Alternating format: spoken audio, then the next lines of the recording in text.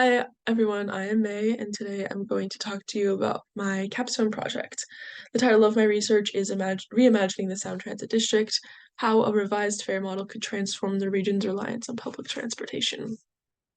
My faculty advisor was Tim Billow from the Program on the Environment here at UW, and my site supervisor was Keith Kyle from my host organization, Seattle Subway. The main question I'll be using to guide my poster presentation is how would imposing a fare cap impact the Sound Transit District?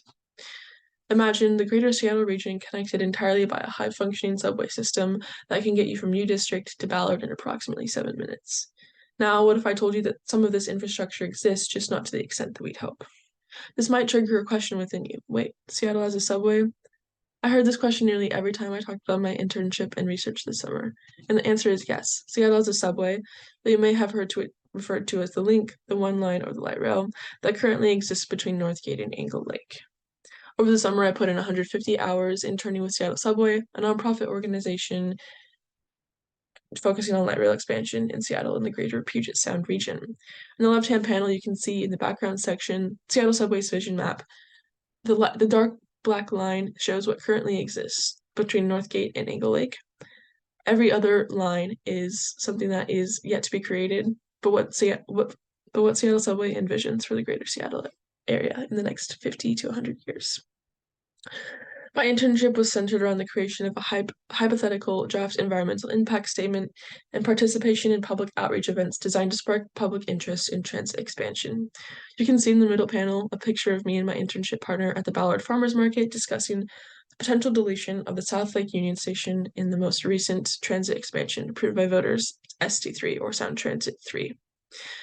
We encourage people to sign a petition to have the light rail corridor built as it was presented to voters, as it was approved by voters.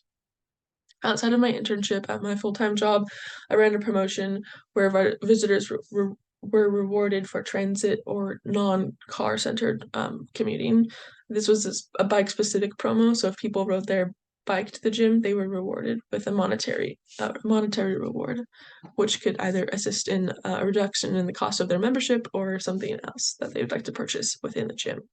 I also submitted a proposal for an alternative commuter benefits program through my job, which would reward people for coming to the gym in any way that is not in a car.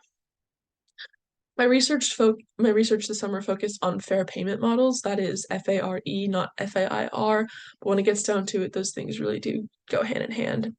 I studied fare models utilized by major transit agencies within the Puget Sound region and those within other jurisdictions that might be more reflective of the needs of the public in our region. I identified three main problems during my research. The first one is that fare payment can be confusing between various forms of transit and transit agencies, especially for riders that are not regularly using transit. The second problem is that fare payment can become expensive very quickly, especially for riders relying heavily on abundance of shorter trips or riders that utilize transit as their main or only source of transportation. The third problem I identified is that there are not enough rider benefits and little incentive to use transit over private vehicles for those who do have the option. The potential solutions I identified for fare models within the greater Seattle area came from case studies in other jurisdictions. In my research, I focused on the benefit to riders and transit infrastructure in order to determine the fare model I believe would serve the needs of the region, and came to the conclusion that fare capping, where riders pay only a maximum dollar amount during a certain period of time, is the best solution. Fare capping can be used on a daily, weekly, or monthly basis. For example, LA has a fare cap maximum, which is the equivalent of a there and back trip. After hitting the fare cap, riders pay no more, even with additional trips during the same day.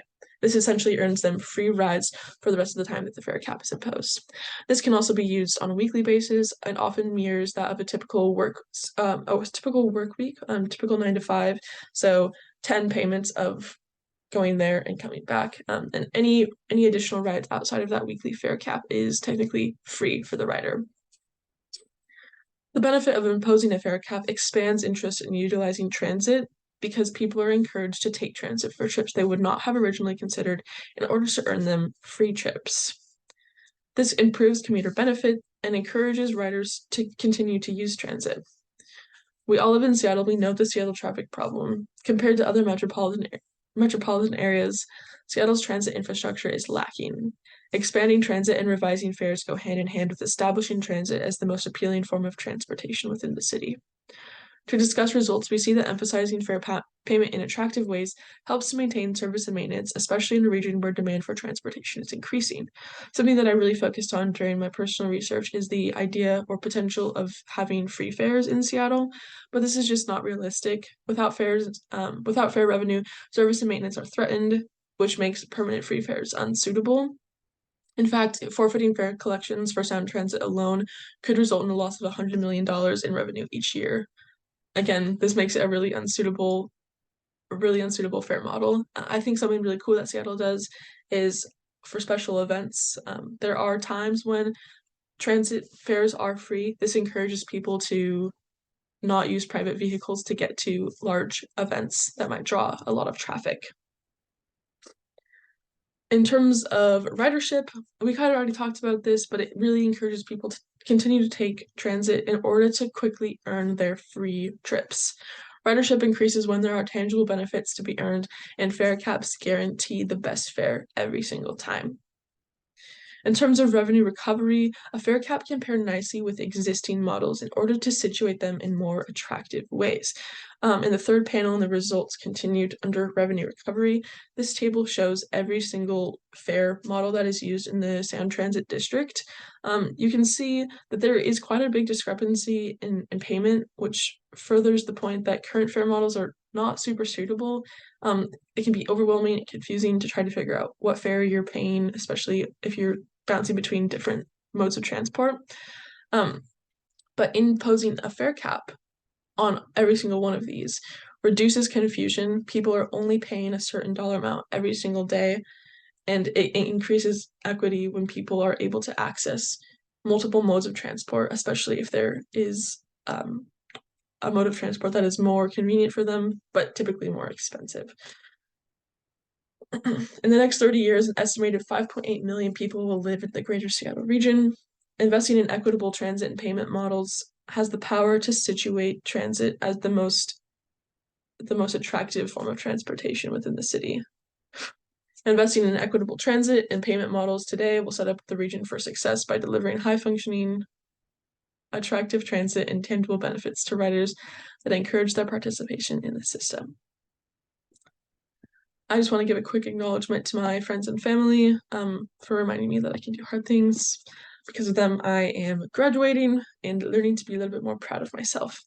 I guess we can get into your questions. I want to be able to talk with you, not necessarily at you. So let's talk about it. Also, I stumbled a lot, but by golly, I don't really care. Okay, awesome.